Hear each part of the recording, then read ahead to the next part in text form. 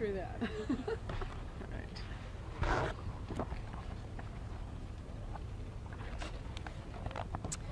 Well, thank you so much to all of you for joining us today. I'm really grateful to be here with Senator Warren, who I was grateful to have as a partner with our letter to President Biden, and who has been a steadfast leader in the fight to protect reproductive rights.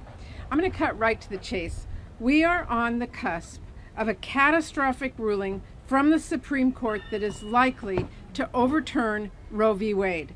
In just a matter of days, the constitutional right to an abortion, which women have known, by the way, for over half a century, will be reversed.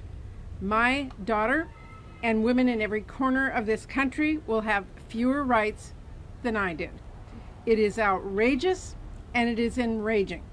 And we have to do everything we can to fight back. This truly is an all-hands-on-deck moment to protect Americans' reproductive rights. Here in Congress, Democrats are using every lever at our disposal to fight back against Republicans' unrelenting attacks on reproductive rights.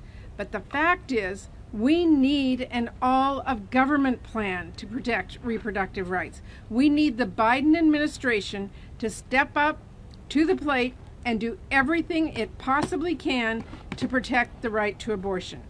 And with the Supreme Court set to rule imminently, unleashing a tsunami of trigger laws that will create chaos and deny millions of patients the ability to get the care they need, we need a plan from this administration as soon as humanly possible. Last month, when the draft Supreme Court decision was leaked, I pushed Secretary Becerra on the administration's plan. I'll be frank, I was not satisfied with the answer. That's why last week, Senator Warren and I led our colleagues in calling on President Biden to immediately issue an executive order instructing every federal agency to develop a plan to protect the right to abortion. We're not going to sit around quietly waiting for him to act. Fair warning, Mr. President, we are going to be loud. We're going to be relentless because, Mr. President, we need a plan to protect reproductive rights in America, and we need it now. As extreme Republican lawmakers continue working around the clock to reverse our fundamental rights, to ban abortion and make it even harder for patients to get the birth control they need, we need this administration to act. The resources of our federal government must be marshaled to protect every woman's ability to make their own decisions about when to start a family. So we are urging President Biden to take action and direct our federal agencies to examine every possible way they can to meet this moment. That includes steps to make it easier for women to get medication abortion.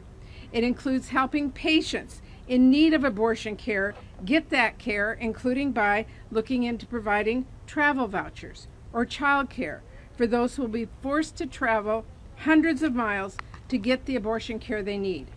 It means protecting patients' sensitive health and location data so that it is not used against them as Republicans criminalize seeking essential care, something both Senator Warren and I are laser focused on.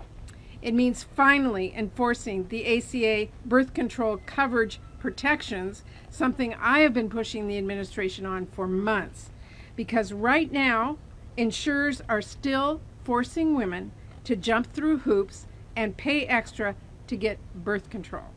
Some states are blocking patients from getting family planning services from the provider that works best for them, including Planned Parenthood. No more. The federal government needs to make sure everyone can get the birth control they need. And the administration should also look into whether federal property and resources could be used to help patients get access to care. We need action now, and we are going to continue doing everything we can to fight back here in Congress, and we're going to make ourselves heard now through November and beyond with our voices and our votes, but we need the administration to do its part too. Yep. So, Mr. President, we're ready to fight right alongside you to protect every woman's right to make her own health care decisions. But we need bold leadership from the White House. So we are waiting We're watching, and we are here to demand action. With that, let me turn it over to my partner, Senator Warren. Thank you very much. And thank you, Senator Murray, for your incredible leadership on this.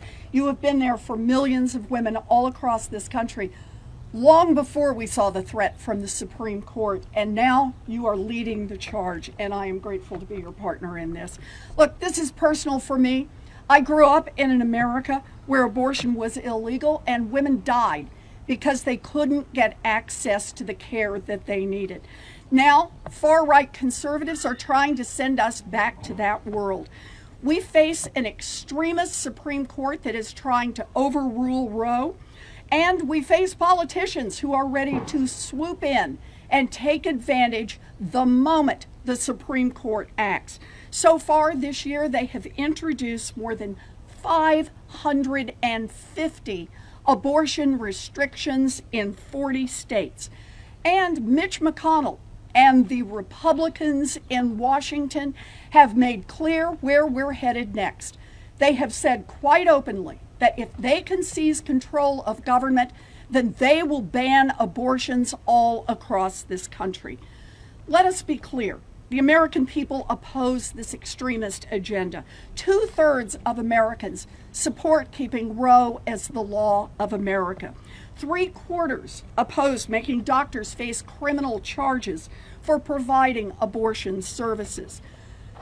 We have to be blunt here. The Supreme Court is ready to move. State legislatures are ready to move. This is a 5-alarm fire, and we cannot wait to respond. Now is the time to use every policy tool available to push back against an unprecedented attack on women and on their right to control their own bodies and their own futures. Congress can act. Today, Senator Murray and I, along with 3 of our colleagues, introduced a bill to ban shady data brokers from selling the most sensitive data about everyday Americans, their health and their location data. Data brokers have been caught selling cell phone-based location data for women who visit abortion clinics, risking the safety of those women and women everywhere. It is long past time to pass some basic rules of the road for this unregulated $200 billion industry that is profiting from putting human beings at risk. Congress can act, and the administration can also act on its own. I have been working on the effort with Senator Murray, supported by more than 20 other Democratic senators, urging the president to issue an executive order to defend our abortion rights. There are multiple ways that the president can act on his own. He can improve access to medication abortion. He can get a reproductive freedom ombudsman at HHS. He can enforce the free choice of provider requirements that are already in the law for Medicaid beneficiaries, and that would mean Planned Parenthood would be funded everywhere. He can clarify protection in the current law for sensitive health and location data, especially given the risks that are posed by these data location selling outfits. The federal government is an employer. It can offer child care and travel vouchers to low-income people who need to travel out of state and take off time to get abortion care. And the Department of Justice can explore the possibility of providing abortion services on federal lands. There is no time to waste. Women are about to be shoved backwards by an extremist court. We need to move now. We need a national plan to protect abortion rights in America. Look, I agree with President Biden when he says that the right to abortion is a fundamental right. And I know that the president is committed to doing everything that he can. The president has already called for a whole of government response to other national priorities. He's done it with voting rights. He's done it to promote competition in the economy. He's done it with racial justice. With abortion rights on the line, it is time for a whole of government response once again. We don't have a second to waste in this national emergency because, let us be clear, we are not going back. Not now, not ever. Thank you, Senator Murray. Thank you. We're happy to take questions. Hi. Yes. Hi. So is this question that you're asking of President Biden, asking him for these executive actions, is that kind of an acknowledgement that Congress, you are currently unable to pass any legislation protecting abortion?